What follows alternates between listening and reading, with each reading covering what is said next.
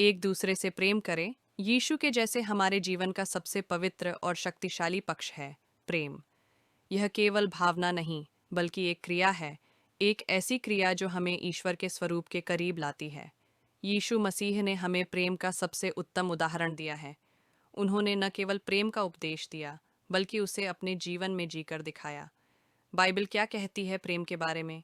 एक, यीशु का आज्ञा, एक दूसरे से प्रेम करो।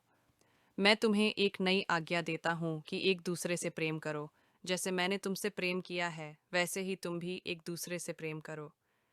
यूहन्ना 13:34। यीशु ने प्रेम को आज्ञा के रूप में दिया। यह कोई विकल्प नहीं, बल्कि ईश्वरीय आदेश है। हमसे अपेक्षा की गई है कि हम उसी तरह प्रेम करें जैसे यीशु ने किया, निःस्वार्थ, बिना भेदभाव और क्षमा से भरपूर। सच्चा प्रेम कैसा होता है? 2, प्रेम के गुण।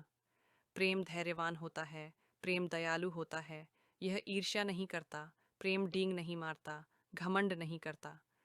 1 कुरिन्थियों 13:4। सच्चे प्रेम में अहंकार नहीं होता। यह दूसरों की भलाई चाहता है, क्रोध में नहीं आता और सब कुछ सह लेता है।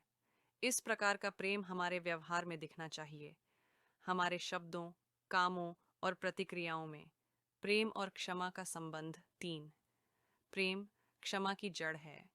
यदि तुम लोगों के अपराध क्षमा करोगे, तो तुम्हारा स्वर्गीय पिता भी तुम्हें क्षमा करेगा। मत्ती 6:14।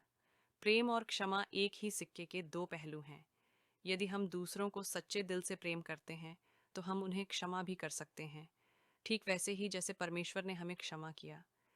प्रेम स्थायी है। 4, प्रेम कभी समाप्त नहीं होता, प्रेम कभी असफल नहीं होता। 1 कुरिन्थियों 13:8। जब सब कुछ खत्म हो जाएगा, धन, यश, शक्ति, प्रेम फिर भी बना रहेगा। यही कारण है कि बाइबल प्रेम को सबसे बड़ा गुण कहती है। ईश्वर स्वयं प्रेम है। 5, ईश्वर का प्रेम हमारे अंदर। यदि हम एक दूसरे से प्रेम करते हैं, तो परमेश्वर हम में बना रहता है और उसका प्रेम हम में पूर्ण होता है। 1 यूहन्ना 4:12। जब हम एक दूसरे से प्रेम करते हैं, तो हम केवल एक अच्छा कार्य नहीं कर रहे, हम ईश्वर के स्वरूप को अपने अंदर जीवित कर रहे हैं। निष्कर्ष, यीशु मसीह ने प्रेम को अपने जीवन से सिद्ध किया। उन्होंने शत्रुओं को भी प्रेम किया, गुनहगारों को क्षमा किया और अंतिम समय तक सबके लिए प्रार्थना की। आइए हम भी उनके उदाहरण का पालन करें, बिना शर्त प्रेम करें, क्षमा करें और समाज में यीशु की तरह प्रेम फैलाएं। प्रेरणादायक वाक्य, जहाँ प्रेम है वहाँ ईश्वर है। क्या आप यीशु के प्रेम को अपने जीवन में अपनाना चाहेंगे?